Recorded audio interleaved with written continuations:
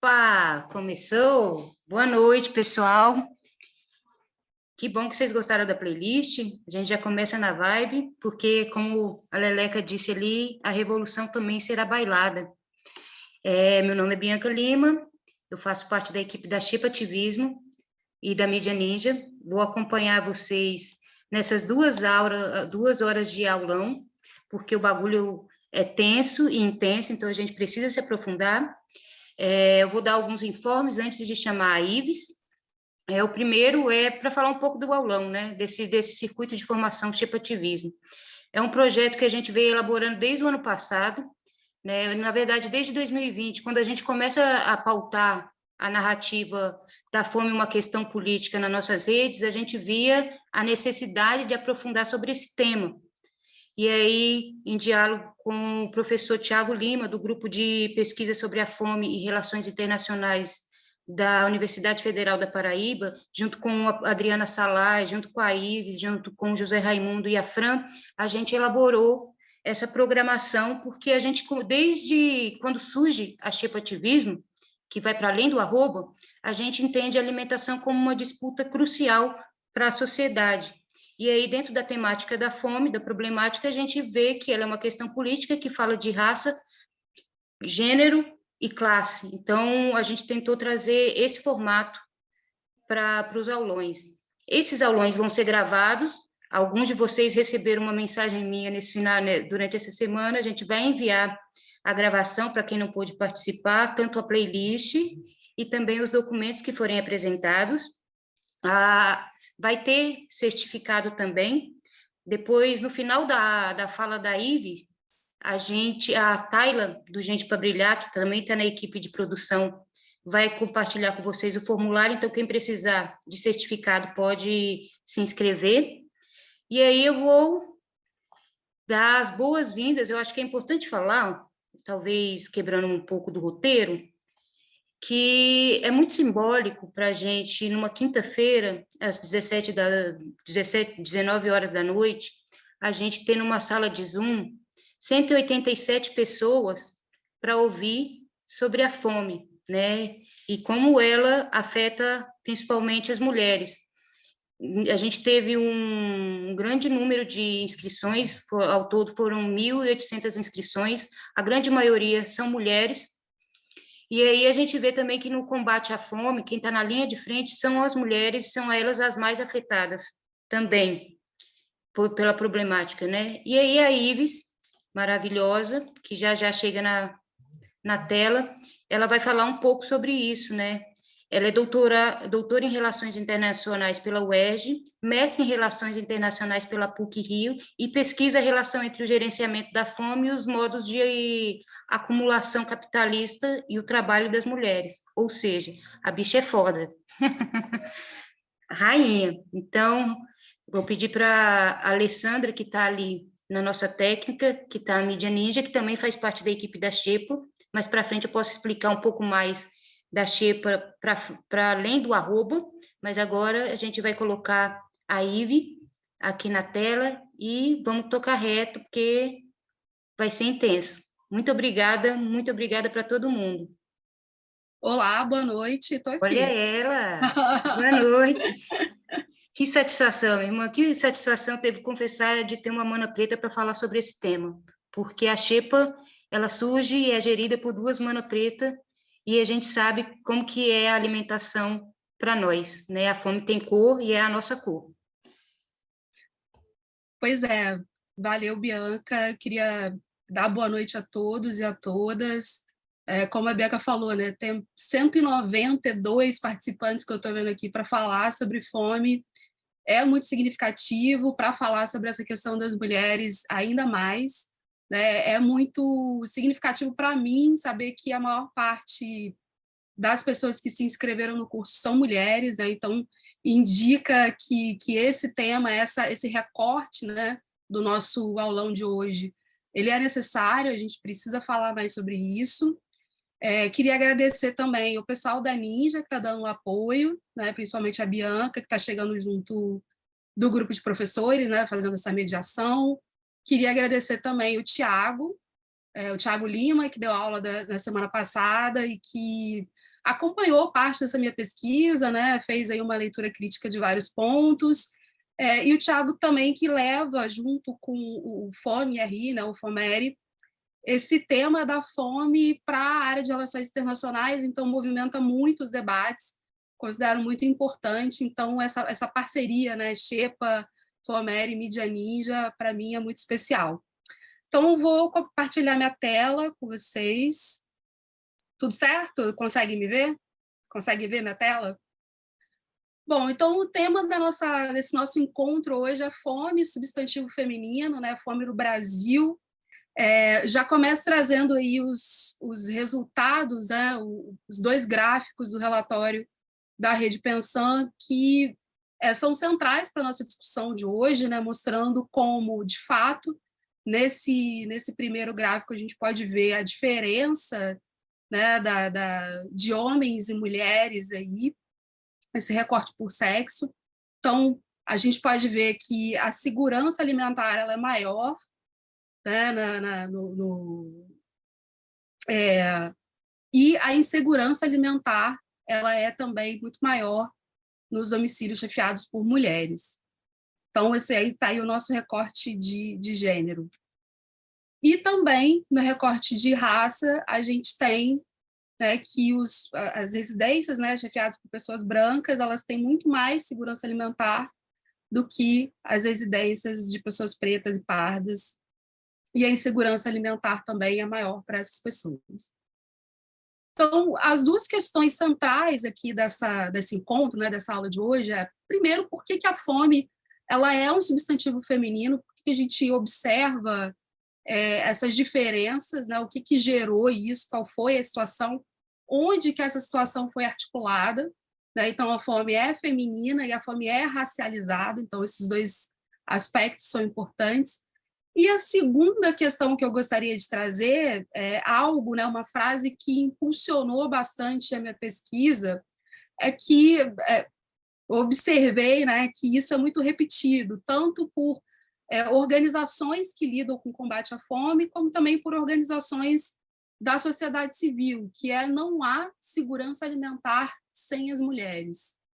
Por quê?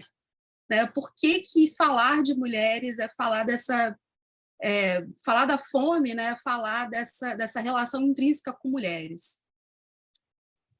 Para tratar desse assunto, né, eu vou trabalhar aqui em 3 grandes eixos que estão ligados ao modo de produção que a gente vive, né? Eu vou falar, né, minha escolha aqui nessa aula vai ser para voltar ao momento de onde que essa articulação aconteceu, né, na minha interpretação.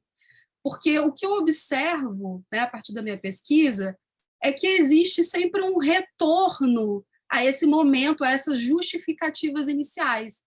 Né? Então, o que a gente pode observar é que existe um momento, né, histórico em que a gramática pela qual a gente entende fome e lida com a fome, ela foi estabelecida.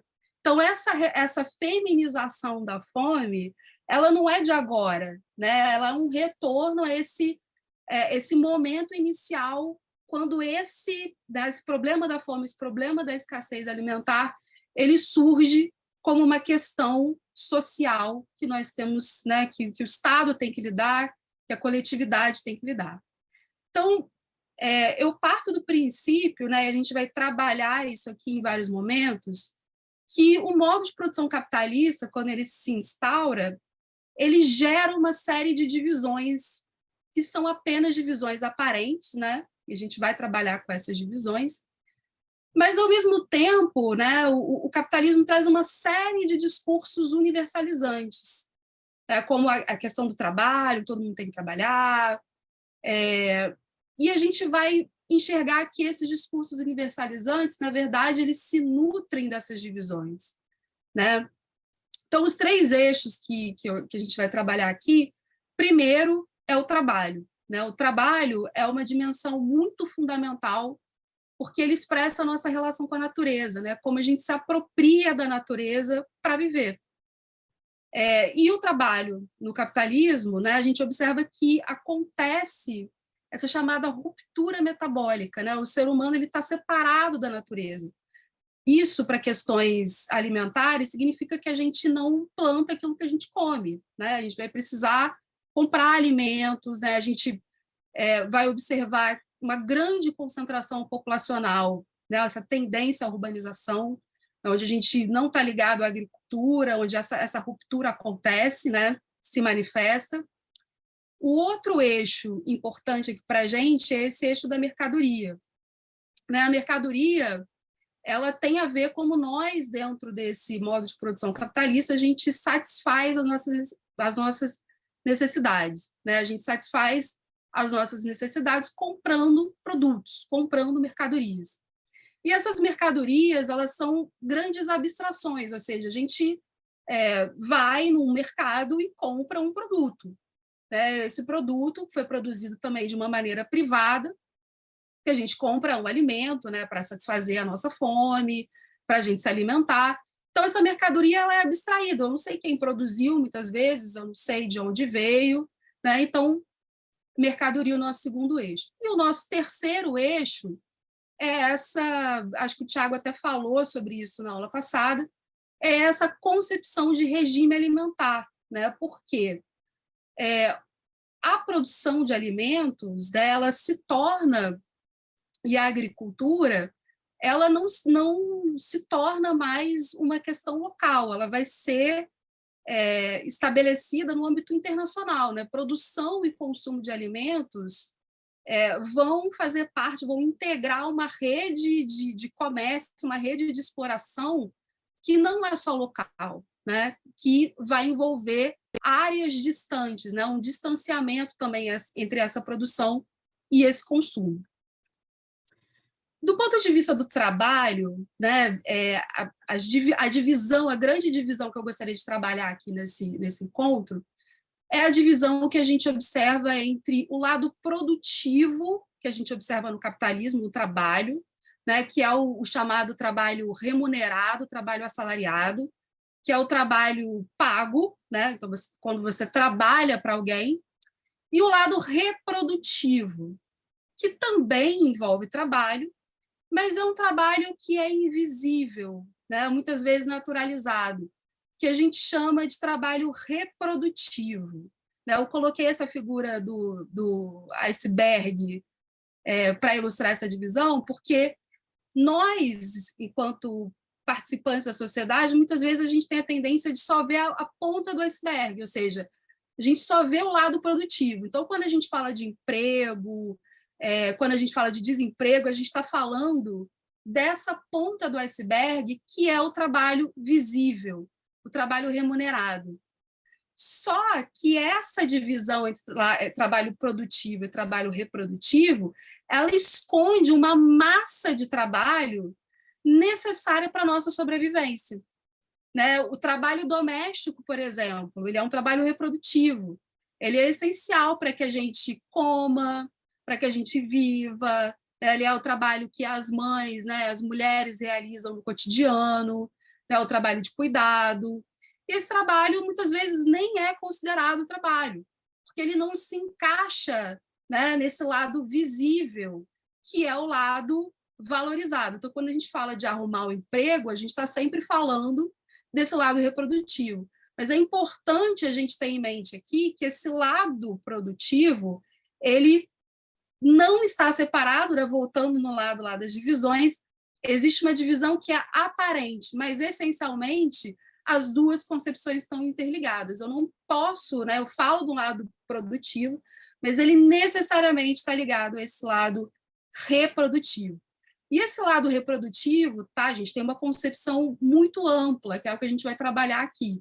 Ele envolve também os setores que possibilitam a nossa sobrevivência, inclusive a qualidade da nossa sobrevivência. Então, a gente tem a educação, políticas de seguridade social, saúde, tá, que muitas vezes são apresentadas como questões individuais, mas estão nessa conta do lado produtivo e do lado reprodutivo. Em termos da mercadoria que a gente estava falando, né, o capitalismo é um modo de produção no qual produtores privados, né, vendem essas mercadorias para satisfazer as necessidades humanas, né, as nossas necessidades. No caso aqui, né, a gente está falando de fome, os alimentos também se tornam mercadorias. Então, esse é um movimento que a gente vai trabalhar ao longo, né, vou trabalhar aqui ao longo de toda a minha fala. Isso significa, gente, que o acesso aos alimentos, a grande parte dele, vai se dar pela renda. Então, a gente não planta o que a gente consome, a gente precisa de renda. Né? Então, ó, trabalho, né, o lado produtivo, então a gente, para ter essa renda, a gente precisa ter um trabalho que nos pague. Né? E para ter acesso aos alimentos, então a gente usa essa renda para comprar alimentos para satisfazer as nossas necessidades, né, para comer. E o terceiro ponto, né, o terceiro eixo, é essa concepção de regime alimentar, pela qual, né, consumo e produção de alimentos se tornam interligados em nível global. Então, não é só essa urbanização, mas também, né, o comércio alimentar ele se torna internacional, se torna interligado, e a gente vai ver também que existe a formação aí de cadeias, né, de produção, cadeias de valor em nível internacional. Como eu falei antes, né, eu vou situar aqui esse momento em que essa gramática feminina da fome, essa gramática que a gente recorre a ela no momento contemporâneo, quando ela surgiu.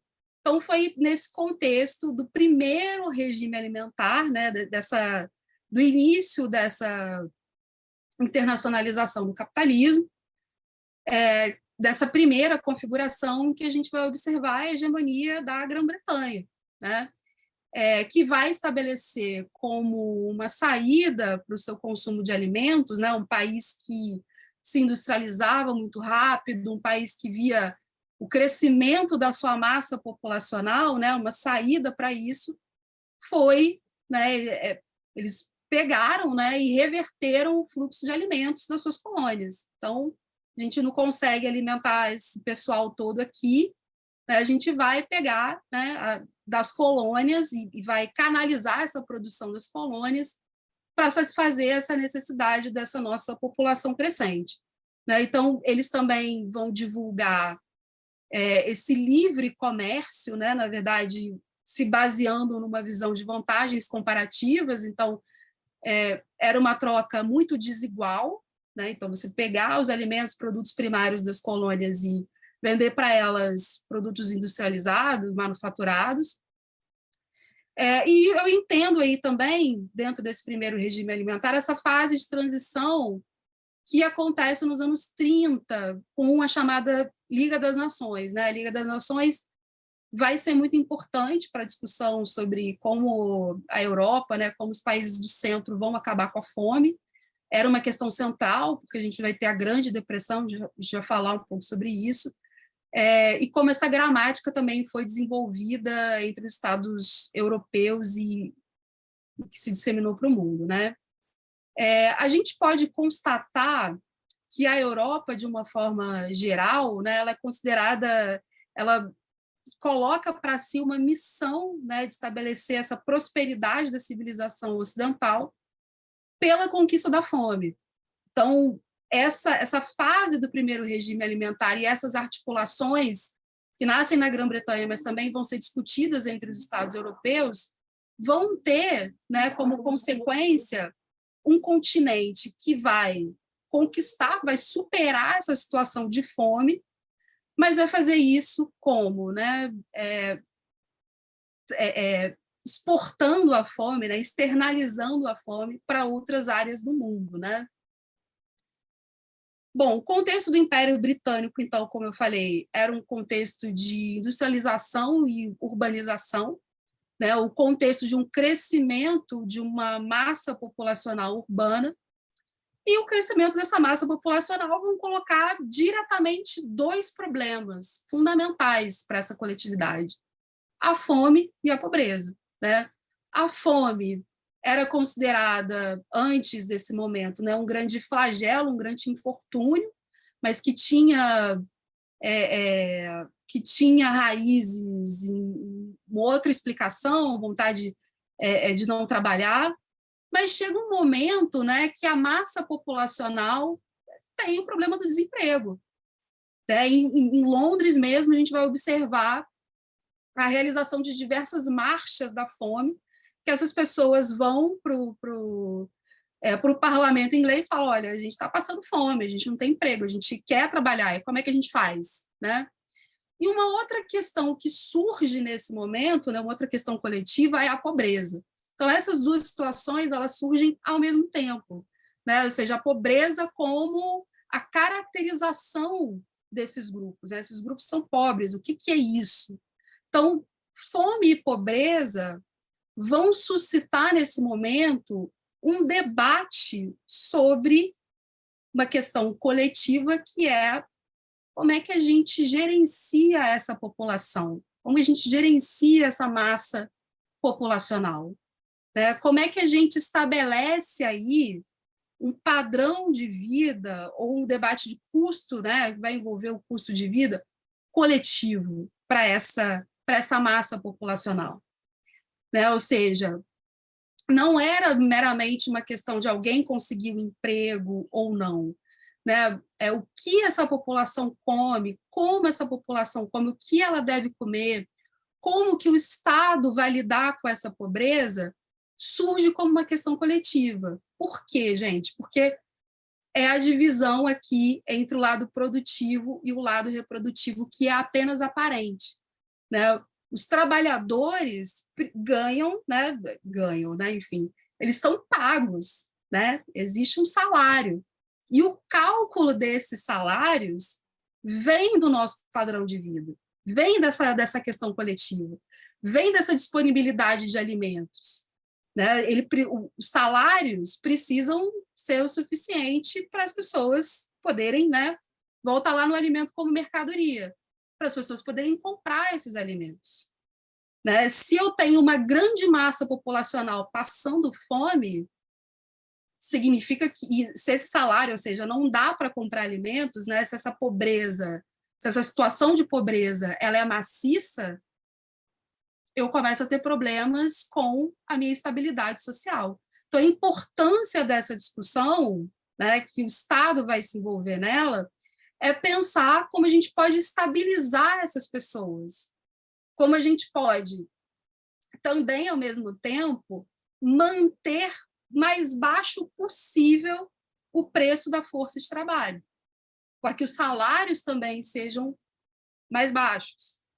E, né, nessa mesma direção, pacificar as reivindicações dos trabalhadores. Porque, né, em vários momentos históricos em que o preço dos alimentos ele sobe muito, onde a fome ela se dissemina muito, a gente vai observar instabilidade social. Né? Então, vários historiadores eles também reforçam que as grandes revoluções, né, a Revolução Russa, a própria Revolução Francesa, elas começaram como lutas, né, e revoltas por pão, por comida. Então, o Estado, nesse sentido, né, ao reconhecer que a fome e a pobreza são questões coletivas, o Estado também vai se envolver nessa questão, né, de descobrir esse padrão de vida, né, descobrir esse custo de viver, né, esse custo da sobrevivência. Então, a gente vai observar, nesse momento histórico, as primeiras pesquisas estatísticas, né, sobre o que Então, então como é que essas pessoas vivem, onde é que são, o que é essa pobreza, o que significa isso, né? Como que a gente traduz esses problemas sociais para problemas que o Estado consegue identificar, primeiramente, né? E consegue lidar com eles, né? Consegue estabelecer formas de intervenção social nesses problemas. Não para acabar com esses problemas, como a gente vai ver, mas para poder sempre, como a gente viu, né, estabelecer aí, promover a estabilidade social. Então, a gente vai ver que surgem novos tipos de estatísticas, né, essas pesquisas que vão saber, né, vão lá saber dessa população que está passando fome, o que é isso, muito, né, uma prática que vai se perpetuar também, né. o que é essa pobreza, onde estão os pobres, quanto que eles ganham, o que eles comem, num sentido também de gerar uma padronização dessa situação, né, para que o Estado possa lidar com isso.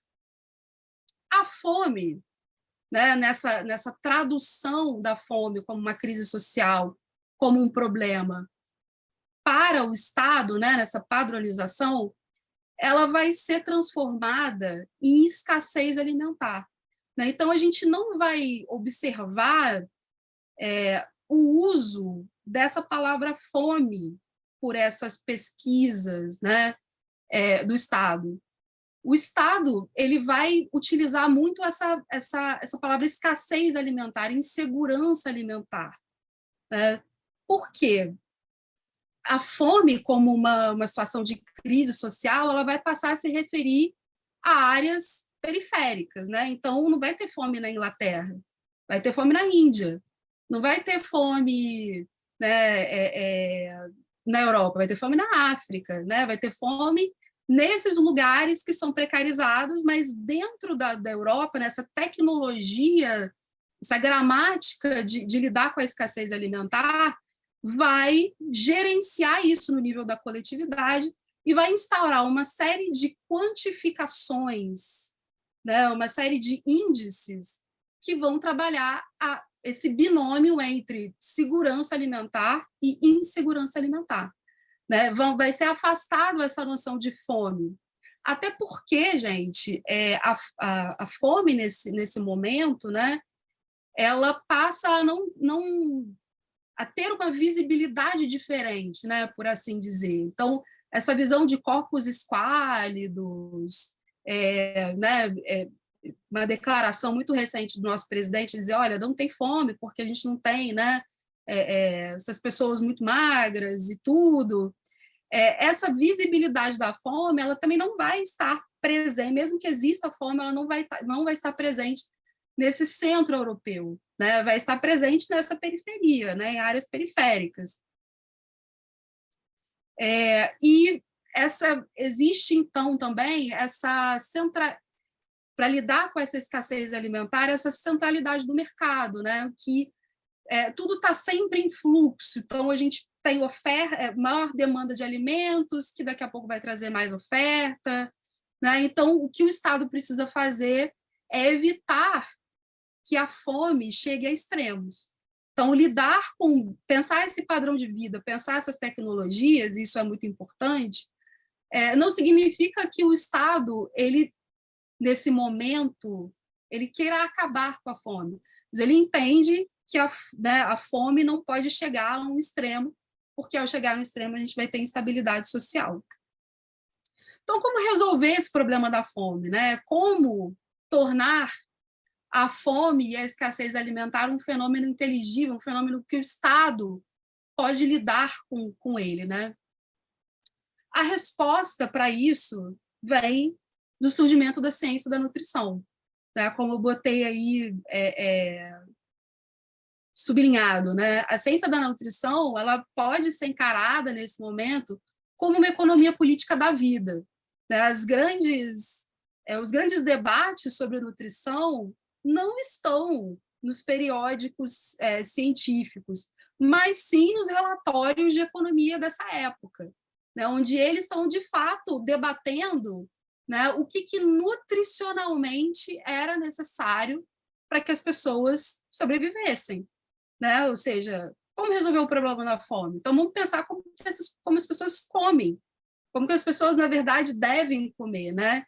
Então, a ciência da nutrição ela surge como um campo científico para dar uma resposta para quais seriam as necessidades humanas em relação, em termos alimentares, né? E como que, coletivamente, o Estado poderia promover esse padrão de vida. Né? Então, aí, existe uma conexão direta por meio da ciência da nutrição entre o indivíduo e o Estado. Né? E a saúde desse indivíduo ela é importante para o Estado, né? Garantir que esse indivíduo possa trabalhar, né? Possa ter um mínimo para trabalhar. Né? Existe uma concepção aí também da nutrição, né? do corpo humano como máquina. Então, assim, a gente precisa de combustível para poder sobreviver, né? Para poder trabalhar. A grande descoberta desse período em relação a isso são as chamadas calorias, né? Que, aliás, é um entendimento que a gente trabalha até os dias de hoje. Né? Foram as pesquisas desse químico, né? Do Wilbur Wright-Water, principalmente a pesquisa dele, né? Quando ele constrói um grande calorímetro humano em 1892, pelo qual ele consegue, né, descobrir qual é a energia, né? Então, as calorias seriam a medida dessa energia que cada alimento dá para o corpo humano como máquina. Isso é uma descoberta para esse gerenciamento da escassez alimentar muito central, né?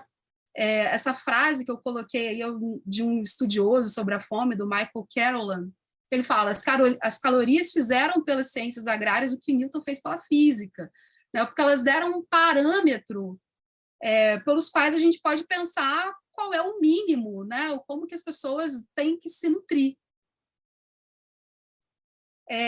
Então, quanto de caloria era necessário para a saúde do ser humano? Então, essa transformação dos alimentos, né, em mercadoria e, posteriormente, né, dos alimentos em calorias, em energia, vai substituir, né, uma lógica da abundância pelo qual a gente poderia pensar que a fome ela poderia ser mitigada pela disponibilidade de alimentos, né? Então se disponibiliza alimentos, mas não era essa lógica, por uma lógica, então, da eficiência, ou seja, você não precisa comer muito, você precisa comer corretamente, você precisa dos alimentos corretos.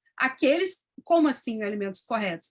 Aqueles alimentos que vão te dar a quantidade de energia necessária para você trabalhar. Então, a nutrição vai dar essa resposta inserindo os alimentos numa chave quantitativa, ou seja, dessa quantidade de energia, e vai trazer, né, uma justificativa científica para isso. Então, a ciência está dizendo o que você tem que comer, o que é necessário que você coma, né? Isso vai gerar também, gente, um parâmetro de equivalência entre os alimentos, né? E, como eu coloco aí, uma ruptura com o entorno cultural. Então, você pode comer, e isso está por aí até os dias de hoje, né? Você não come... É muito comum falar assim, vou comer uma proteína, vou comer um carboidrato, né? Eu tenho uma dieta diária de 1.500 calorias, de 3.000 calorias, né? Você pode comer 3.000 calorias, mas o que você vai comer, né? Essa equivalência entre os alimentos, pode comer pão, você pode comer, né? Ou então 100 calorias, é um pão, estou chutando, né? Equivalente a uma maçã. Isso faz, né, com que a lógica do alimento como mercadoria ela se consagre, né? Porque a gente gera uma forma, né, de pensar a alimentação que eu posso vender o meu pão lá na Índia, mas, né, os indianos não sabem nem o que é pão, não estão acostumados a comer isso, né? Mas os nutricionistas vão chegar e falar assim, não, isso aqui é bom, porque isso aqui tem 100 calorias, você precisa comer isso. Então, a gente abre espaço para essa ruptura com a cultura alimentar. Né? Você não precisa ter uma cultura alimentar, você precisa saber o quanto de calorias você precisa ingerir por dia. Né? Os nutricionistas britânicos são pioneiros nisso, inclusive em levar e pesquisar o entorno colonial também. Né, esses nutricionistas, como eu falei, né, não estão lá no âmbito só científico, mas eles vão fazer parte da elaboração de políticas públicas, vão fazer parte da Liga das Nações, pensando uma economia política de produção de alimentos.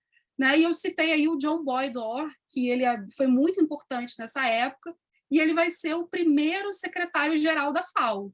Né, então, a gente percebe essa influência desses nutricionistas britânicos.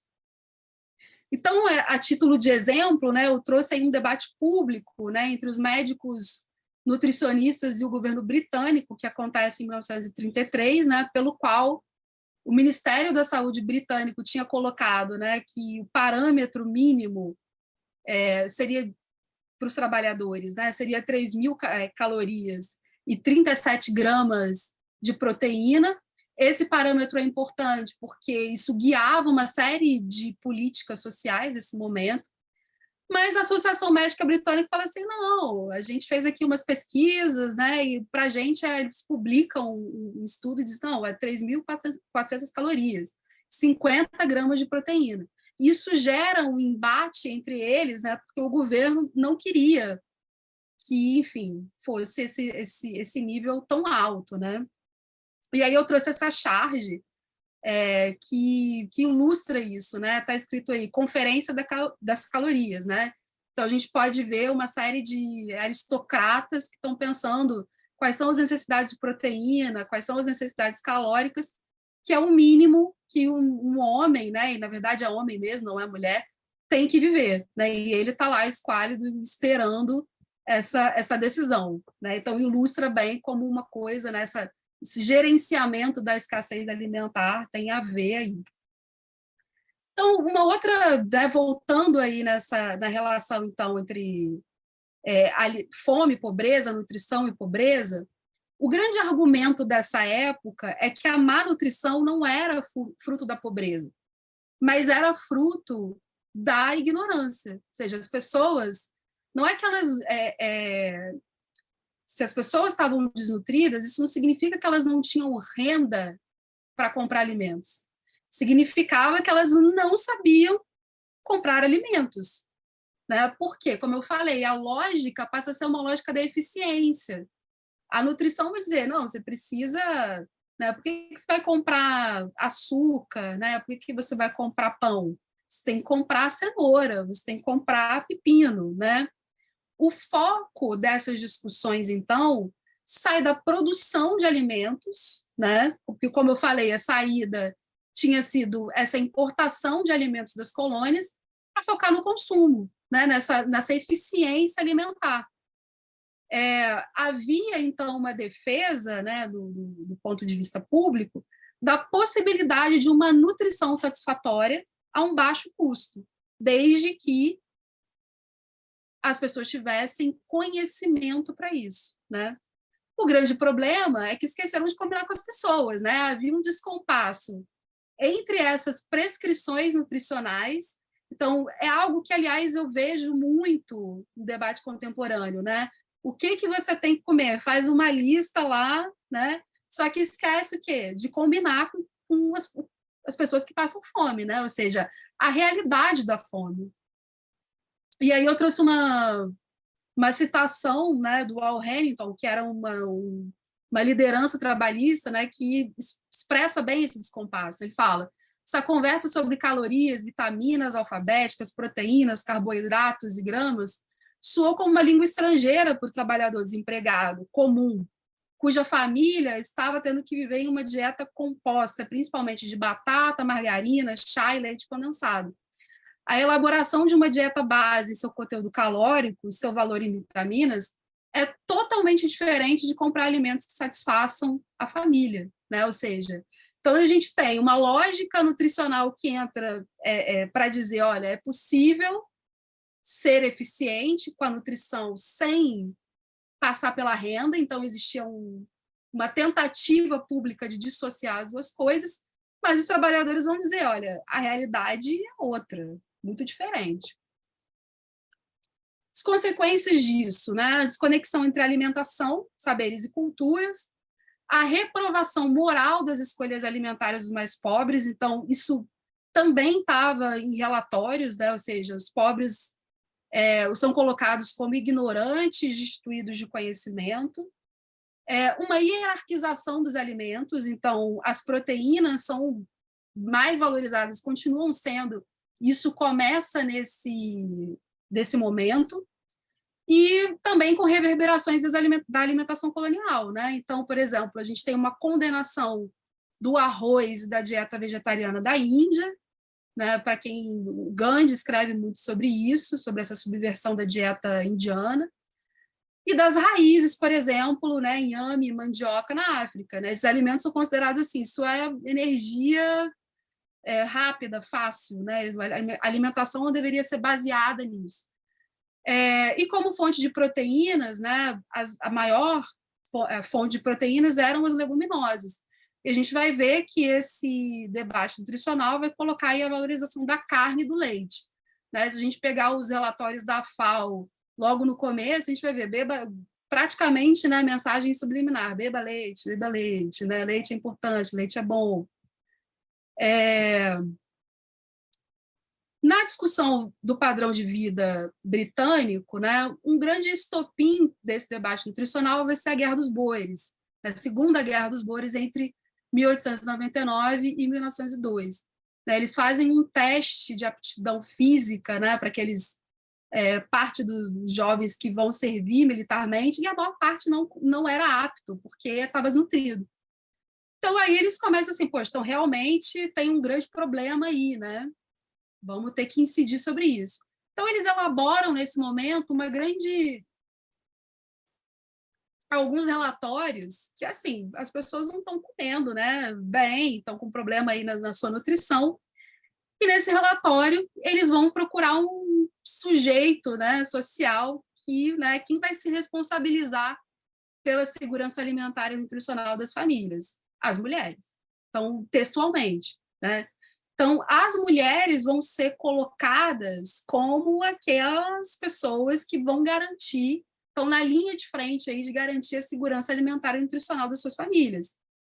Mesmo que essas mulheres trabalhassem, isso não importava, né? Porque o que a gente trabalha aqui, né, é como essa espécie de tipo ideal dessas políticas, né? Então, mesmo que essas mulheres trabalhassem, muitas trabalhavam, elas ainda assim eram colocadas como responsáveis por promover a segurança alimentar e nutricional das suas famílias, né? O que isso diz sobre a formatação da reprodução social no capitalismo, né? Primeiro, que ele era baseado no reforço da família nuclear. Então, cada unidade familiar, as mulheres eram responsáveis pela segurança alimentar e nutricional dessas famílias. Divisão em duas esferas, né? Então, mesmo que esfera pública e privada fossem interdependentes, a gente tinha essa separação, né? Na esfera privada, então as mulheres que tinham que gerenciar. Promoção de um ideal de domesticidade, ou seja, como, né, não só essa separação público-privada, mas a consagração dessa esfera privada como uma esfera feminina, né? E também vão promover nesse ideal de domesticidade uma série de expectativas que as mulheres vão ter que cumprir. As mulheres representam, nesse contexto, uma força de trabalho gratuita ou muito barata, né? No caso de um trabalho doméstico remunerado. E as mulheres, para as políticas públicas, elas também são colocadas como um grupo social vulnerável, né? Então, a gente, voltando naquela divisão entre trabalho produtivo e reprodutivo, né, as mulheres não se ocupavam, em larga medida, desse trabalho reprodutivo que era gratuito, né? Elas não recebem por isso. Então, ao mesmo tempo, elas são colocadas como alvo prioritário de programas de proteção social. Bom, uma outra medida que é colocada aí é essa medida da eficácia materna, né, que é a medida do cuidado, que é baseada nesse instinto, entre aspas, natural das mulheres de cuidado, né, que, é claro, é uma visão biológica e essencialista que vai traduzir essa ocupação das mulheres, né, com a maternidade numa medida de eficácia, né, do grau de competência da mulher como dona de casa. E essa competência foi considerado o fator mais importante para o crescimento e saúde nutricional das crianças, né? Então, o que eu acho importante a gente considerar aí é que isso é uma medida pública, né? Uma medida que estava sendo trabalhada por esses relatórios, né? Que estava sendo enfatizada como uma solução para essa questão nutricional, né? De segurança alimentar. E há a citação aí também de uma pesquisa muito interessante com 900 famílias, né, da mesma faixa de renda nos Estados Unidos, E a única variável diferente entre essas famílias era a competência da dona de casa, né? Então, o que eles também estão fazendo aí? Estão dissociando a pobreza, né, o quanto que essas famílias recebem, dessa competência materna. Né? Não importava o quanto essa família, a faixa de renda, importava que as mulheres, né, poderiam fazer uma diferença crucial no alcance dessa segurança alimentar e nutricional, né, se elas fossem competentes.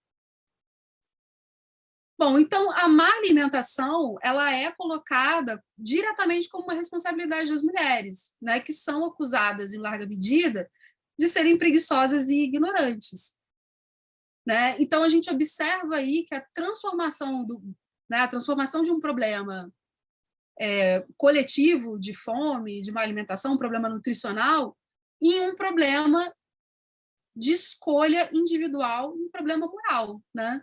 Por quê?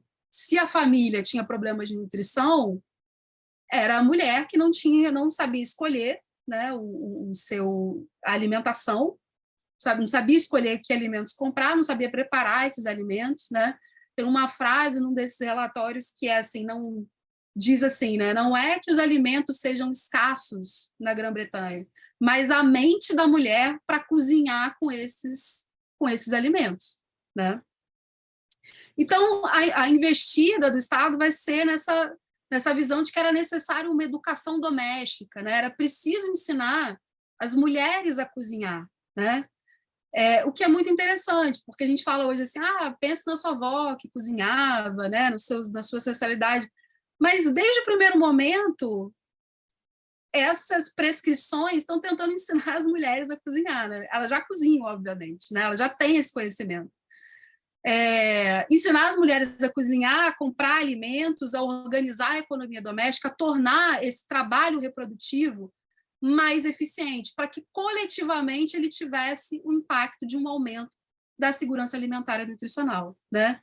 E cozinhar também se torna uma tarefa mais complexa e mais especializada, porque existe, a partir da desconexão, né, com a cultura alimentar local, a gente tem uma oferta de alimentos diversos, né? Então, e combinações, né, múltiplas, tem até os dias de hoje essa questão das receitas, são milhares de receitas, né?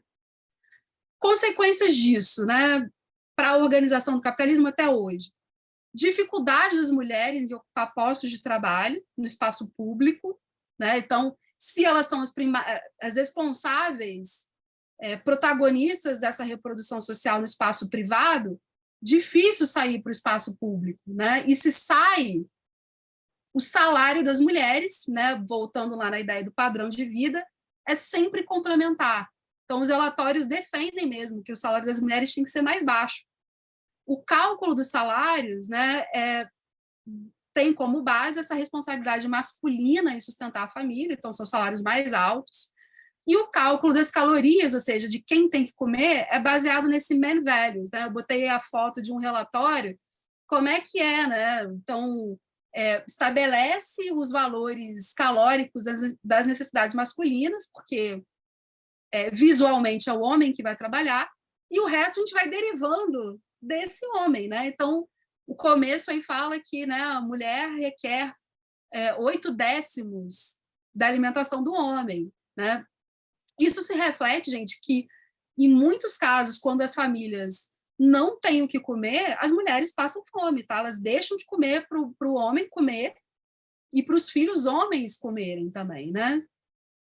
E isso gera também uma precarização geral do trabalho das mulheres, porque grande parte do movimento trabalhista também dessa época vai negociar salários mais altos para os homens e interdição das mulheres de certos tipos de trabalho. E aí não é que essas mulheres não trabalhassem, mas quando elas eram contratadas, era sempre em condições precárias e recebendo muito menos. Bom, os aspectos raciais dessa questão, né? Então, a gente tem que considerar que a produção econômica, que tem a ver com a classe, a reprodução social, que tem a ver com o gênero, também tem a ver com as diferenças raciais. Essas três questões, elas são inseparáveis, elas não estão juntas, né? voltando na ideia inicial lá, né? O capitalismo instaura divisões. Então, a divisão entre ser humano e natureza, a divisão público-privado, né? A divisão entre trabalho produtivo e reprodutivo, né? Como a gente falou, é importante pensar essas divisões como formas de aparência, porque a gente continua dependente da natureza. O público não existe sem o privado, e a gente acabou de ver como o papel das mulheres no âmbito privado é essencial para uma questão pública, né, para o gerenciamento da segurança alimentar e nutricional. E o trabalho produtivo não vive sem trabalho reprodutivo, né? São coisas que estão juntas. Do ponto de vista racial, a gente vai observar um grande recorte centro e periferia, nessa relação colônia e metrópole, que vai definir um grande outro não é racionalizado, é racializado, desculpa, racializado, né? Então, esse grande outro racializado entra, né, na subversão dessas culturas alimentares coloniais, que vão ser colocadas sempre, né? Essa divisão ela sempre pressupõe um polo que é inferior, então elas precisam aprender a se alimentar, e os parâmetros também do que a gente viu, que foram exportados para esse laboratório colonial, primeiro que os programas, né, as formas de pensar essas relações de segurança alimentar e nutricional também nas colônias vão levar um binarismo de gênero, né, e vão enxergar nas mulheres a chave para se atingir a comunidade com efeitos duradouros geracionais, né? Então, falar dessa questão de cozinha, né, da forma como as mulheres podem ser educadas para um âmbito doméstico, né, de uma domesticidade de separação público e privada, é visto, né, apontado nesses relatórios coloniais, né, de diagnósticos coloniais, como uma chave para o controle da sociedade, né, de uma forma geral. Então, educar as mulheres, né, era uma forma também de educar as colônias, né, até porque, em termos alimentares, a produção dessas colônias não vai ser mais, né, para o consumo próprio, mas grande parte para exportação. Então, era necessário também introduzir uma racionalização alimentar para essas mulheres, né? Levando o que eu chamo aí de civilidade ocidental, né? Essa ideia da separação público-privado, de uma domesticidade, né? De um binarismo de gênero, que muitas vezes não era típico dessa sociedade, ele vai ser colocado, né? Vai ser instaurado, vai ser promovido. Bom, e a acumulação de riquezas também sempre tem a ver com a degradação racial e a diferenciação dos corpos dos trabalhadores. Então, os trabalhadores não são todos iguais, né? Se a gente fala de um trabalhador, trabalho homem, trabalhador mulher, a gente já nota uma diferença, né? Quando a gente insere a questão das mulheres negras na reprodução social, a gente observa, né, que existe uma continuidade da servidão das mulheres negras ocupando esses trabalhos, né, que, aliás, são os trabalhos em que essas mulheres mais ocupam, né, que é o trabalho doméstico e o trabalho rural. Lembrando, gente, como eu disse lá no começo, que a reprodução social, né, que tem a ver com o padrão de vida, ela sempre é colocada, né, existe sempre uma pressão para que seja o mais baixo possível, o custo mais baixo possível, né? Então, ou é um trabalho gratuito que as mulheres exercem, ou é um trabalho muito desvalorizado e desqualificado. Então, não é à toa que a educação é sempre desvalorizada, né? Por mais que a gente fale, não, a educação é muito central, mas ela precisa ser o mais barato possível, né? Não é à toa também que as mulheres negras, quando entram nessa lógica de reprodução social, a gente observa uma continuidade da servidão, né? E essas mulheres, então, sofrendo uma exploração tripla, como trabalhadoras, como mulheres e como mulheres negras, né? A Angela Davis, né, ela fala que o grande segredo do capitalismo é como que esse trabalho doméstico que a gente desenvolve pode ser efetivado coletivamente, né? Porque esse trabalho ele é feito de uma maneira ou muito gratuita, como eu falei, ou muito barata, muito desvalorizada. E o trabalho rural também, né? As mulheres negras entram aí, a gente pode observar, né, nos relatórios da FAO, das organizações internacionais, como esse trabalho rural das mulheres negras, principalmente das mulheres africanas, entra como um grande filão, né, dessas organizações para gerenciar segurança alimentar e nutricional. A Patrícia Hill Collins trouxe aqui alguns pensamentos, né? Vai estabelecer que as mulheres negras são as mulas do mundo, né? Porque elas são desumanizadas enquanto mulheres e são máquinas de trabalho. Então, elas têm que...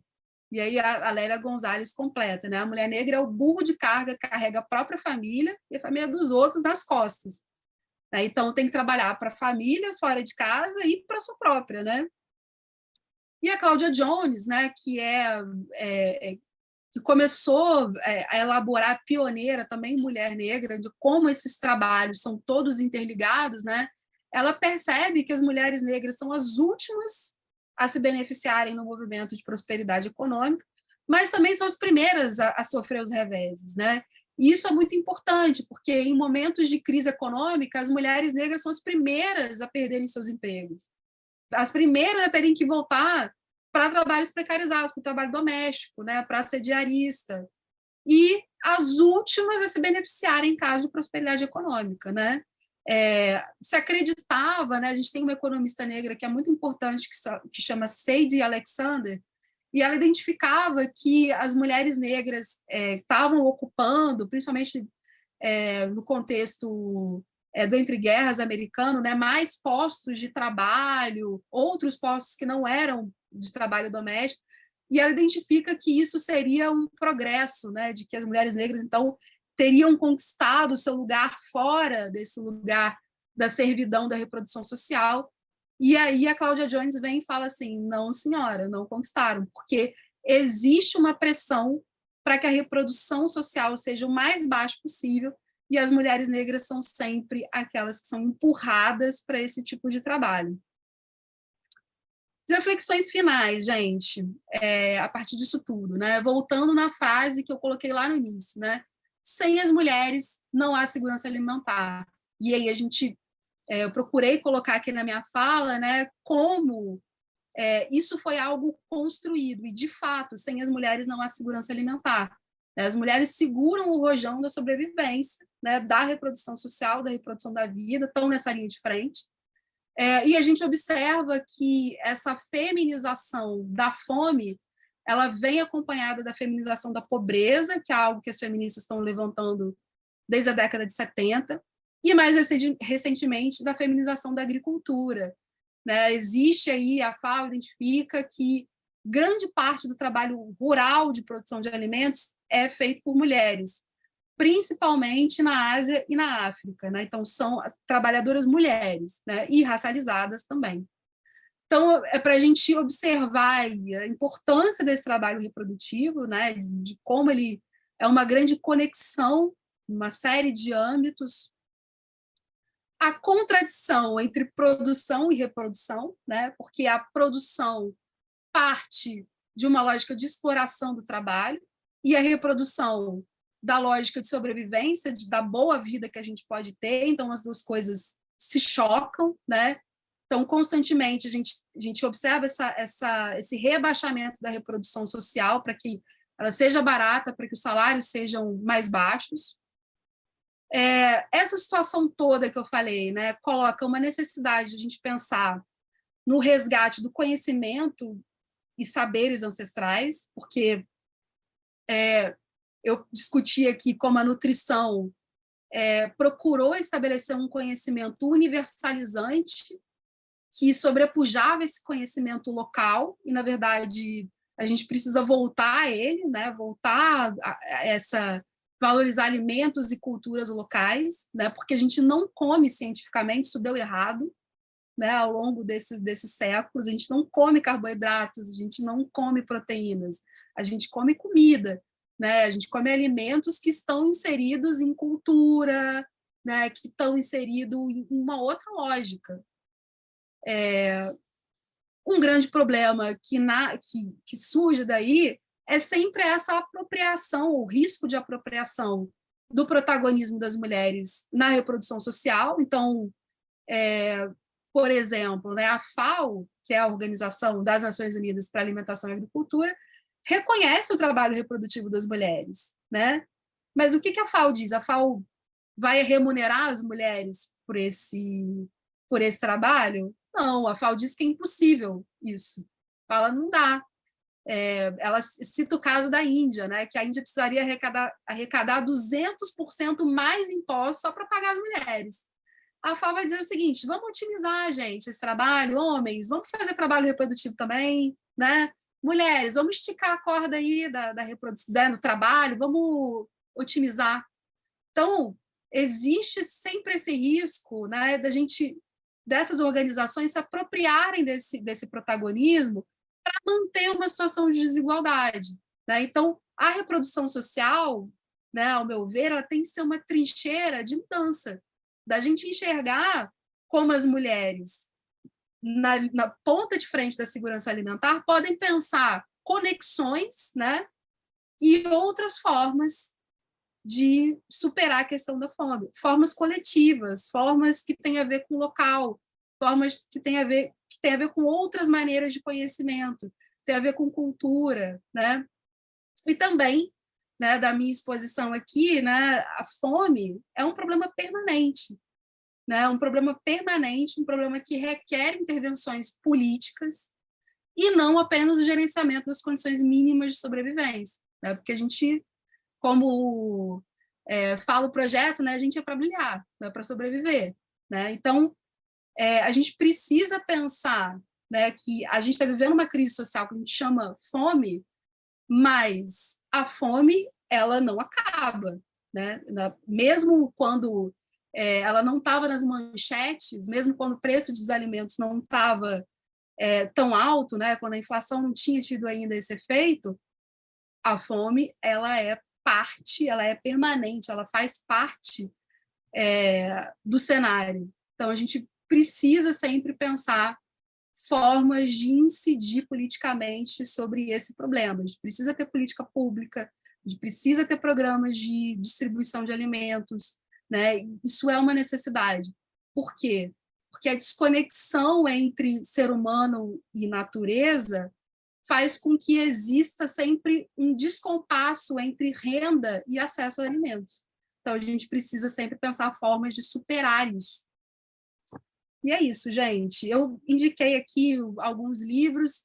Esse debate sobre nutrição, eu não consegui pensar em um livro específico, porque eu basicamente tirei dos relatórios lá originais, então, se alguém se interessar, vou deixar o meu e-mail, posso indicar alguma coisa, mas esses livros trazem ou tocam nesses pontos, Angela Davis, Mulheres da Raça e Classe, O Ponto Zero da Revolução, da Federici, esse trabalho da Maria Mies, Patriarcado e Acumulação em Escala Mundial, que foi traduzido agora, saiu bem recentemente, e o Feminismo para os 99%, né? A Titi Bhattacharya e a Cinzaruza são autoras que têm trabalhado muito essa questão, esse conceito de reprodução social, que é um conceito feminista, né? Pensado pelas feministas, então recomendo ficar atento aí às obras delas, né?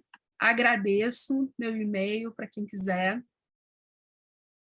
Acho que estamos bem de tempo, né? Não sei se eu vou interromper aqui o. Gente, como é que eu interromper aqui o meu compartilhamento? Maravilha, Ive. Maravilha. Eu acho que bombou ali nos comentários, bombou a galera confirmando a sua fala, assim, né? Chancelando, colocando sua digital também. Eu vou fazer algumas perguntas que a Tayla foi recolhendo ao longo da sua fala, que aí, a primeira começa, na verdade, com o Tiago Alex, que eu acho que talvez não seja do tema especificamente, mas, Alex, você pode me chamar no WhatsApp, que ele quer saber sobre uma horta comunitária, que está montando um projeto junto com a amiga, no Rio Grande do Norte. E aí, esse processo de hortas comunitárias, a Xepa também tem alguns contatos que pode te ajudar, algumas orientações. Então, me chama no Zap, eu mando o Instagram ou algum inbox para a Xepa, eu falo com você. Aí, a pergunta que o Adailson fez, já que você falou sobre escassez, poderia explicar um pouco sobre os desertos alimentares? Quem fez foi o Adailson.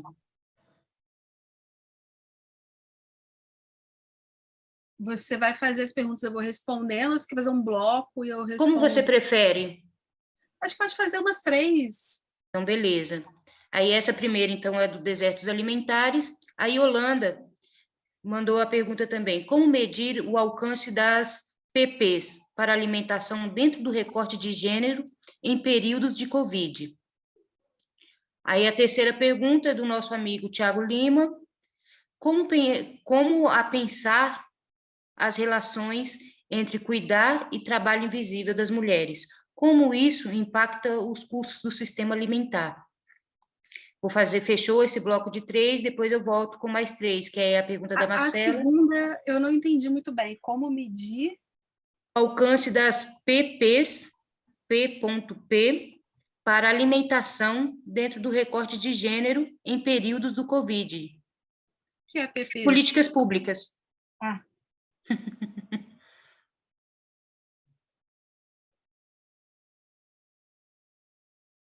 E o impacto de cuidar do trabalho reprodutivo para o sistema Pensar, do Tiago, como pensar as relações entre cuidar e o trabalho invisível das mulheres? Como isso impacta os custos do sistema alimentar?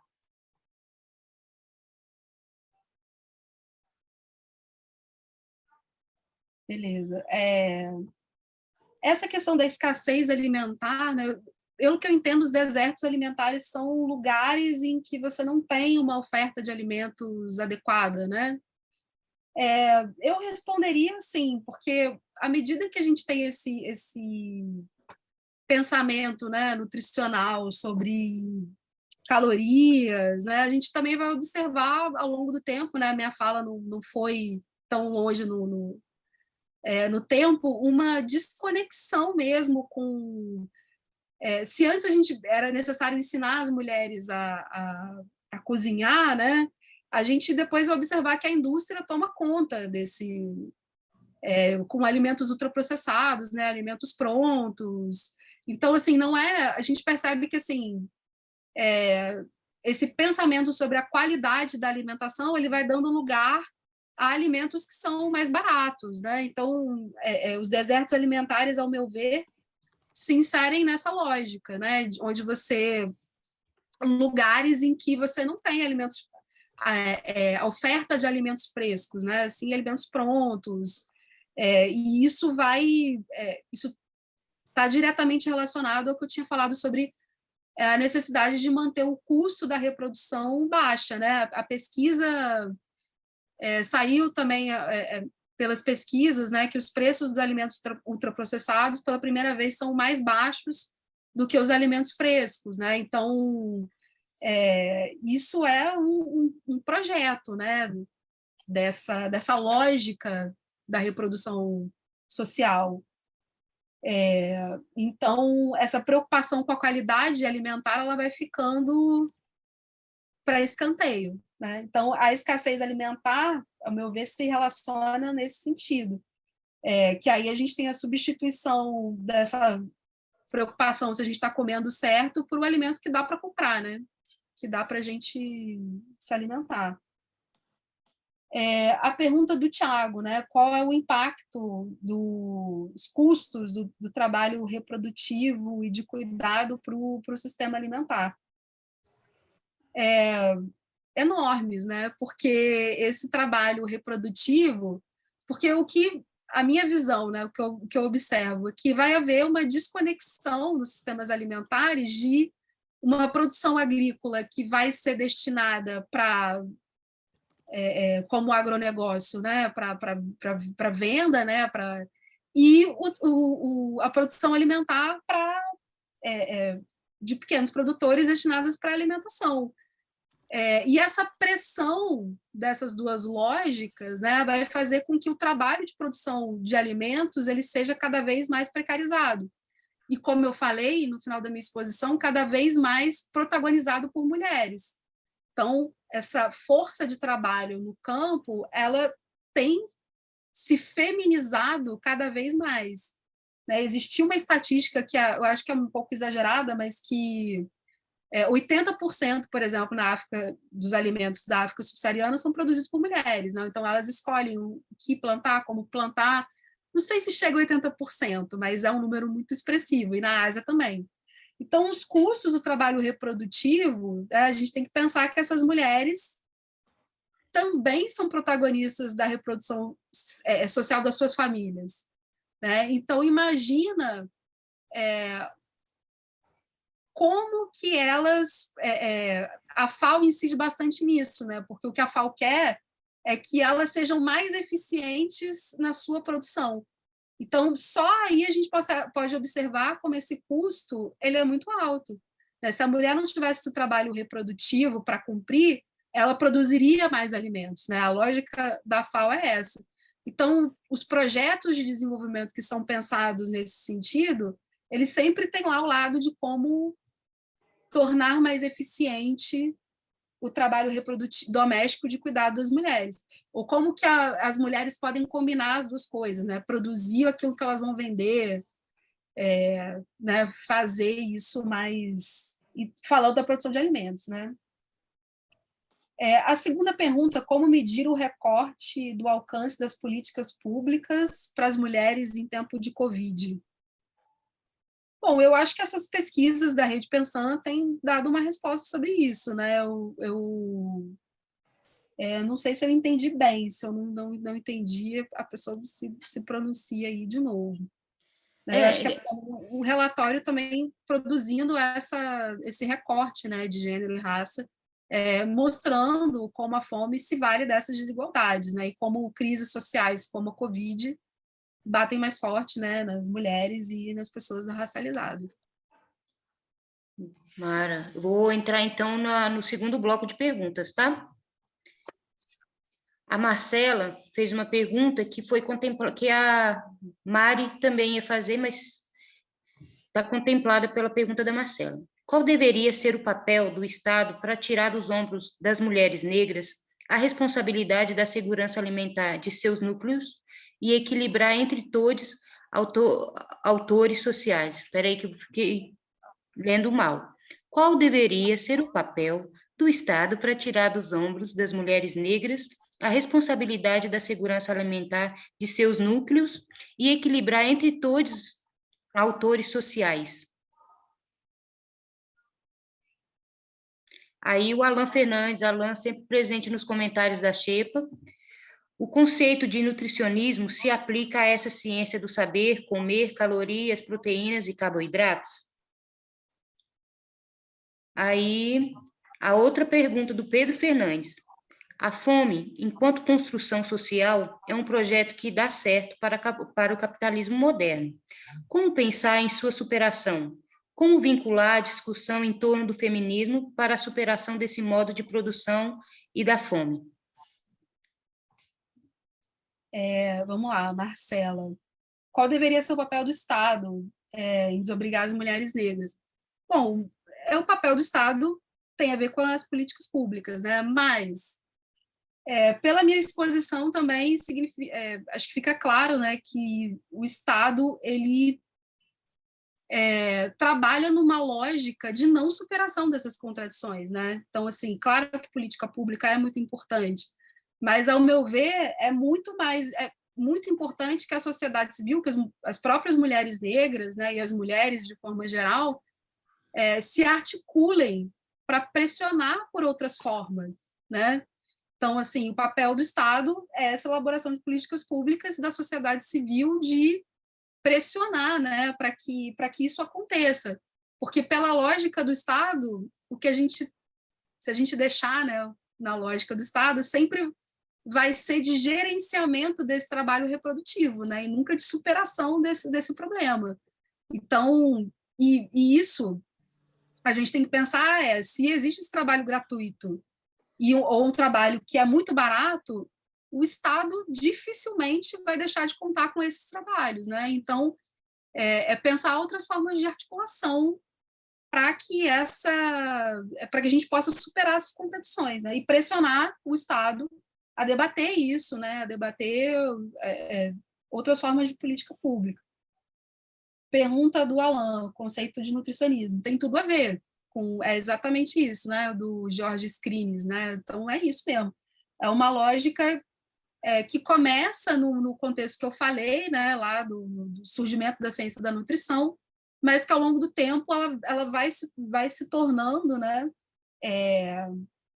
Uma lógica nutricionista, né? Dissociada de cultura, dissociada até do próprio alimento, né? Que a gente está comendo. E aqui está no nosso vocabulário, da gente falar, estou comendo proteína, né? Qual a proteína que você come? Não, você come proteína, né, gente? Uma coisa muito mais ampla. Você come carne, ou você come leguminosas. Então, e o nutricionismo prova que essa lógica, né, científica de alimentação, ela foi muito bem sucedida, né? A gente usa isso até hoje na forma da gente se alimentar e pensar a alimentação. Então, eu acompanho, né, o debate nutricional, acho que é importante, muitos nutricionistas falam de a gente não pensar em dieta, né, eu acho que é importante, né, pensar essas outras formas para além, sair desse quadrado do nutricionismo. E do Pedro, a fome como construção social, e eu esqueci o final. Enquanto projeto e construção social é um projeto... Estou mutada, desculpe. Voltei. A pergunta do Pedro a fome enquanto construção social é um projeto que dá certo para o capitalismo moderno. Como pensar em sua superação? Como vincular a discussão em torno do feminismo para a superação desse modo de produção e da fome? Bom, ao meu ver, as mulheres são protagonistas tanto da segurança alimentar e nutricional e são protagonistas também dessa possibilidade de mudança, né? Então, elas estão na linha de frente. Então, isso tem a ver com esse debate sobre o trabalho doméstico, né? Isso tem a ver com desigualdade das mulheres no mercado de trabalho, né? Então, como superar, né? Usar esse protagonismo das mulheres, né? E essa vocação comunitária que é apropriada para o gerenciamento da sobrevivência para formas de subversão, né? Aqui no Rio de Janeiro, um exemplo importante são as cozinhas coletivas, por exemplo, né? Hortas comunitárias. Então, levar essa alimentação, levar esse problema para inovações, né? Ou seja, construir pontes, né? Como eu falei na minha exposição também, as famílias nucleares, a lógica da família nuclear é uma lógica de separação. Então, a gente precisa fazer uma lógica da conexão, né? Porque o problema alimentar não é de uma família, né? É da coletividade. Então, para mim, seria nesse sentido, né? Como eu falei, novas conexões. Márcia, quem tiver alguma dúvida, que fez a pergunta e ainda tiver algum ponto para esclarecer, pode mandar no chat. Eu vou partir para o terceiro bloco de perguntas, que é do Sebastião. Pode parecer uma pergunta óbvia, mas eu acho que talvez para a gente pegar no público que a gente está alcançando, é importante de falar.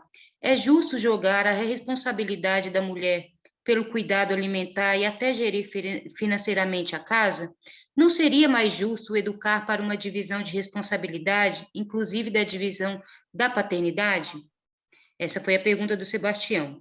Aí a Larissa perguntou: está no cerne das discussões eleitorais a superação da fome. Diferente da pobreza, é possível superar a fome nesse modo de produção? Ainda mais se tratando do Brasil, tendo em vista sua posição internacional? Aí veio uma pergunta do Emílio, juntamente com um comentário, um relato dele. Aqui em Ipiaú, na década de 60, o prefeito Euclides Neto criou a horta comunitária, onde cada família possui uma quantidade de leiras para produzir seus alimentos e vender o excedente.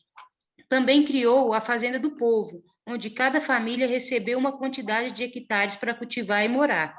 Experiências como essas deveriam ser replicadas pelo Brasil. O que você vê como obstáculo para para projetos governamentais como esse? Fim dessa terceira rodada. Beleza. É justo jogar a responsabilidade para a mulher e essa divisão de tarefas. Então, justo não é, né? É isso, é um trabalho gratuito que as mulheres desempenham. Então, não é justo. Agora, esse trabalho, ele, ao meu ver, ele tem que ser dividido, sim, mas não só, depende do trabalho, né? Se a gente for pegar, por exemplo, né, historicamente, os socialistas utópicos, né, Charles Fourier, Saint-Simon, eles tinham já, desde aquela época, né, uma visão aí da libertação das mulheres que envolvia a coletivização do trabalho que elas desempenhavam. Então, cuidado de criança, né, creches, cozinhas, tudo coletivo. Então, eu acho que a gente tem que pensar muito mais para esse lado, né? Uma divisão de tarefas, ela é um começo, mas ela não resolve também, né? Porque a gente precisa exigir, pensar essa coletivização e também exigir políticas públicas nesse sentido, né? Então, assim, não é só algo, isso que eu acho importante, não é só algo que cada família pode fazer por si, mas como que cada família faz e como isso está envolvido no coletivo. Então, é pensar para além, né? Não só uma solução individual de cada um, como cada um resolve, mas entender o que cada um faz e os limites disso no coletivo. A Larissa fala sobre superação da fome, se é possível, e ainda mais no Brasil. E nesse modo de produção atual? Pelo modo de produção atual, não, né? A gente não supera a fome, né? No modo de produção atual, porque existe, entre várias questões, né? Mas essa base fundamental que é a terra, alimentos, né? Recursos produtivos servem para uma lógica do valor de troca, né? Da mercadoria e não da lógica da satisfação das necessidades das pessoas. Então, esse sistema não. Mas o que a gente também observa é que esse sistema convive com contradições, né? Então, essa produção mais voltada para o mercado convive com produção de alimentos, e o que a gente pode fazer é exacerbar essa contradição, né? Mostrar que ela existe, puxar os debates para o nosso lado, mostrar a importância de pensar essa produção de alimentos, uma produção local, que tenha um outro propósito, né? O alimento não vai deixar de ser mercadoria, mas existe uma diferença, né? De uma produção que é canalizada para essa grande produção, para esse grande agro, e essa relação de uma produção que é voltada para os alimentos. Eu acho que a gente tem que, na verdade, botar o dedo na ferida dessas contradições, né? Mostrar a sua existência, mostrar os seus impactos sociais, porque isso também não é um debate. Se a gente conversa com as pessoas, né? Isso não é as pessoas não sabem, né? De onde vem aquilo que elas comem, quais são as implicações. Então, acho que é incidir nesse sentido, né? O Emílio falou sobre exemplos muito legais, que eu acho que são alguns exemplos, né, que eu falei da coletividade, formas coletivas, e por que isso não é replicado no Brasil? Por causa das disputas, né? A gente está disputando modelos, a gente está disputando espaços, a acumulação de capital depende de expansão, depende de conquista de novas terras, depende de mais produção. Né? Isso tem um impacto sobre a natureza, isso tem impacto sobre a forma como a gente pensa soluções.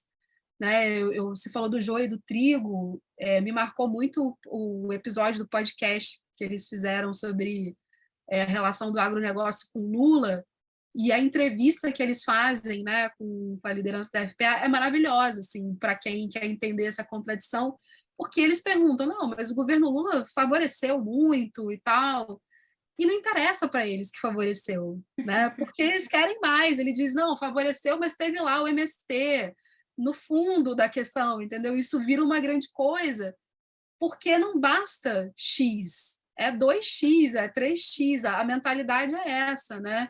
É uma lógica de acumulação, uma lógica de crescimento. Então, isso é um embate. Então, por que isso não é aplicado no Brasil? Porque existem projetos diversos, né? Existem antagonismos que estão disputando esse lugar, disputando esses recursos, né? Disputando esses significados, disputando esses protagonismos. Então, assim, a gente vê também o limite de uma política conciliatória, né? Ou como uma política conciliatória, para ser colocada, ela precisa... a gente nunca pode esquecer que, se a gente der mole, o outro lado toma para si. Então, é isso. Boa. Vou fazer o outro bloco de perguntas, está rendendo bastante as perguntas. O Bruno Lino mandou duas. Emídio, só um adendo. Emídio, vamos publicar, vamos fazer uma matéria na Xepa sobre essa horta comunitária. Daí eu acho que é um caso de sucesso que também estimula a pessoa, a população no geral, sair da inércia também, se juntar, pensar coletivamente para criar oportunidades em cima da dificuldade. O Bruno Lino pergunta: a questão da fome pode ser aliviada por ações sociais e coletivas, desde hortas comunitárias até cozinhas coletivas. Mas pensando em política pública, como vocês enxergam os interesses das grandes corporações, os interesses que as grandes corporações exigem de nossos governantes e, em contrapartida, aplicam dinheiro no Brasil? Somos prisioneiros do agronegócio, com comida envenenada, e prisioneiros da comida ultraprocessada, que vem substituindo o alimento tradicional da nossa terra, nos roubando a nossa variedade e liberdade alimentar. Vocês veem que é uma luta social ou acreditam que em algum governo possa existir essa resistência contra os grandes lobbies alimentares? Posso refazer a pergunta, não passei na aula de ditado na escola. Quando Não, tinha acho que que... entendi.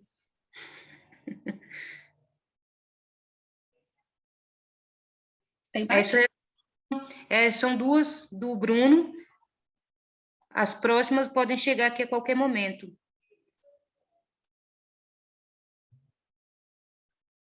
Pode responder se você quiser.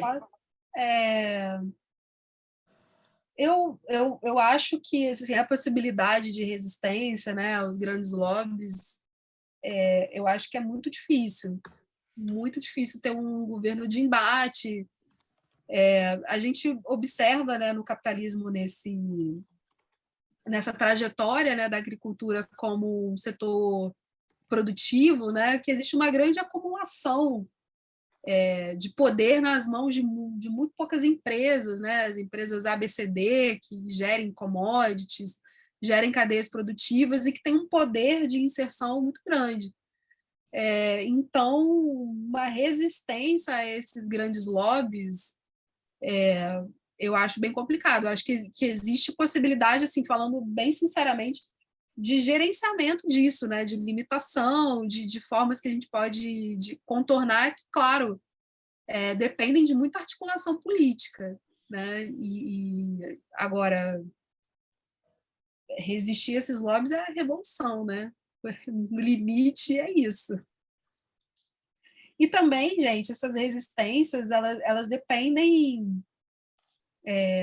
o Estado não vai resolver isso, né, por si só. Isso que isso que a gente está fazendo aqui, de pensar, articular, isso tem que ser constante, né? Pensar essas soluções, essa resistência começa com a gente também.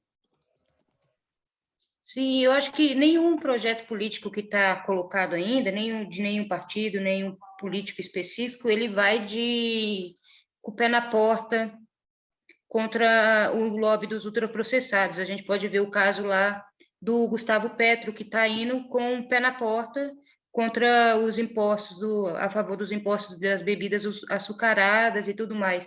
E a gente historicamente viu que quando começa assim, tem um jeito, tem um golpe pela frente, tem algumas tentativas, então, ao mesmo tempo, mesmo tendo a figura do Lula agora, que representa muito da nossa utopia, a gente sabe que dentro da disputa alimentar, a gente vai continuar disputando, a gente vai continuar fazendo os embates, não é porque o Lula vai entrar ali, o pacote do veneno não vai ser aprovado ou os lobbies vão deixar de acontecer. Eu acho que a mobilização da sociedade civil é o grande estimulador para que isso aconteça, para pressionar a galera, porque não tem ainda nenhum projeto que vá de embate pesado com o que está colocado, né? Se a gente fala do governo Lula, por exemplo, que é a crescente do agronegócio que nunca está satisfeito, ao mesmo tempo que teve o aumento da riqueza, a galera pegou essa grana e foi comprar ultraprocessado. Então, talvez, nesse próximo ciclo, venha um modelo diferente. Os movimentos da agroecologia,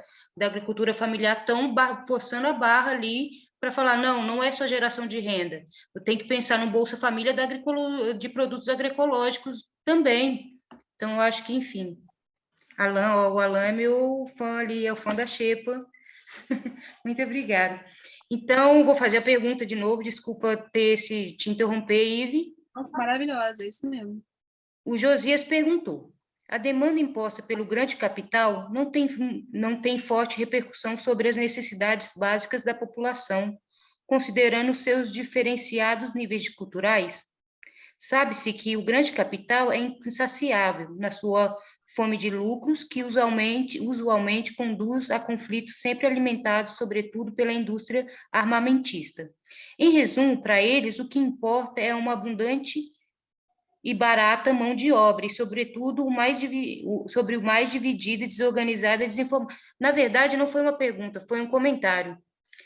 Né? Sobretudo, mais ainda dividida, desorganizada e desinformada possível. É isso. Eu acho que eu vou tomar a fala, desculpa aí. Pode falar, vai. Não, pode comentar.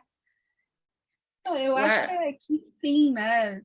Sempre essa pressão para manter a força de trabalho o mais barato possível, né? E sacrificando as nossas condições de vida, né? Nosso padrão de vida, nossa sobrevivência em nome disso, né? Então, se tem a situação que a gente vive, eu acho que é essa situação, né? De espremer estamos espremidos, né? A grande questão também, assim, eu acho que se a gente olhar para o tem sido debatido, né, na questão das campanhas eleitorais, a fome tem sido falada por vários, né? Então, assim, acho que isso também demonstra como a situação que a gente está vivendo hoje ela é insustentável, né? Então, alguma solução, alguma coisa tem que vir para pacificar isso, né? A questão é que solução é essa, né? Se vai ser só um auxílio, um dinheiro aí, ou uma política pública que pense uma reconstrução, né, das políticas públicas. Então, assim, alguma coisa, né? Então, o que a gente observa é que há uma pressão sobre a reprodução social, essa pressão que a gente vive hoje está chegando num nível de instabilidade social muito grande, alguma coisa aí, né, vai ter que ser proposta para isso, né? Enfim, ou manutenção desse auxílio, enfim. Estou querendo dizer que essa manutenção da mão de obra barata, né, é sempre uma gradação, esse gerenciamento dessa escassez, dessas condições de vida, passa sempre por considerar essas limitações, né? Chega uma hora que alguém tem que fazer alguma coisa mesmo. E aí o papel da sociedade civil é dizer, olha, o que a gente quer, quais são as nossas condições, o que vai ser duradouro, né? Uma solução aí só para tampar um buraco, né? Acho que o debate é meio isso nesse momento. Né? Mara, eu vou ler um comentário do Emílio de novo, que ele manda assim: quero, se possível, fazer um comentário em relação à pergunta que fiz. Penso que existe uma apropriação por parte dos prefeitos, dos conselhos municipais, e isso se deve ao enfraquecimento da sociedade civil organizada. Cadê? Que não exige sua participação nesses espaços. É preciso que eventos como esse continuem acontecendo e alcancem os que estão fora desse ciclo, para não ficarmos falando para convertidos. Eu resumi praticamente nisso. Quem aqui nessa aula participa ou já participou de algum dos conselhos municipais da sua cidade de segurança alimentar? É um comentário que ele faz e que eu acho que é interessante mesmo, porque tem uma luta nesses conselhos municipais, né? Tem a galera ali que está, assim como tudo que está colocado, é em disputa. Eu acho que exige, tanto quanto essa aula, quanto os outros processos, mesmo a gente falando para convertidos, eu acho muito interessante quando a galera fica falando agora bolha, né? Ai, estamos falando para bolha, estamos falando... Sempre vivemos em bolha. E talvez com a internet essa bolha tenha amplificado. E mesmo falando para convertidos, eu acho que o grande lance é munir de argumento algumas pessoas que vão ser replicadores dessas ideias para outras pessoas e vão pertencer em outras bolhas. Então, não vejo problema nesse sentido. Acho que uma da ideia desse aulão é ele continuar circulando. A gente vai usa já a plataforma da nossa irmã mais velha, que é a Mídia Ninja, que tem uma quantidade significativa de seguidores, para amplificar essa voz. E vai deixar esse material ao vivo ou aberto para ser replicado. Mas eu acho que para participação dos conselhos é preciso de uma formação de um agente político. E toda a estrutura que a gente tem, ela impede que isso aconteça. Certamente, cada um que está aqui nessa sala teve um momento da virada de chave, que caiu a chave e falou, porra, não quero não vou levar uma vida assim, pensar só no meu, e vou pensar no processo coletivo. Então, é meio que uma formação, e é uma formação que vai de médio e longo prazo, né? Não vai ser para ontem, acho que nunca vai ser. Talvez a gente não vai conseguir ver isso por agora, mas eu acho que o grande lance é continuar no compartilhamento da informação, como diz a música, informação é como pólvora, né? Então, se a gente vai compartilhando os saberes e o conhecimento, a gente fica mais claro. Enfim. Eu concordo com você, e para complementar, eu acho que situações de crise, como que a gente está vivendo, são momentos também de quebra de bolha, né? Porque a gente vê que a dificuldade, a precariedade atingem muito mais pessoas. Mesmo quem não se preocupava com isso, né, com fome, todo mundo tem que comer, todo mundo, né, tem que ir no supermercado, todo mundo, isso é um problema, né?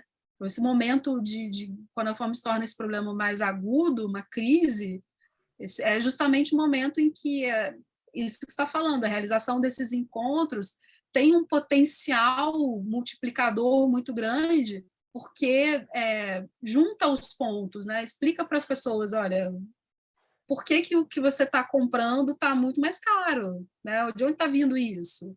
Né? Então, é o momento da gente em que essas conexões podem ser também entre o que as pessoas comem, né, o preço, a crise, então isso tem que ser ressaltado. Então, eu acho que esse curso e as aulas, né, é um momento muito importante para fazer isso, né?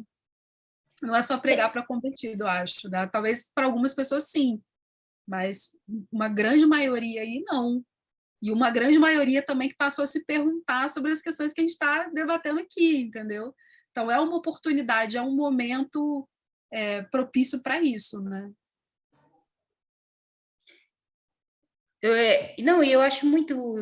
foi isso que aconteceu. Se a gente, falando de uma experiência pessoal, talvez não vou roubar tanto tempo, mas numa experiência pessoal, quando a gente começou a disputar, a Xepa, ela faz parte, ela antes de ser um Instagram, ela pensava a alimentação das cozinhas coletivas das casas do Fora do Eixo da Mídia Ninja. Muita gente não sabe, mas o núcleo durável da Mídia Ninja mora em casas coletivas. Então, a gente pensava a alimentação delas, né? Então, a gente não tinha grana, falava, pô, tem 40 pessoas para comer, 3 refeições por dia para fazer. Vamos no Ceasa, vamos nas feiras pegar as coisas que estão sendo jogadas fora.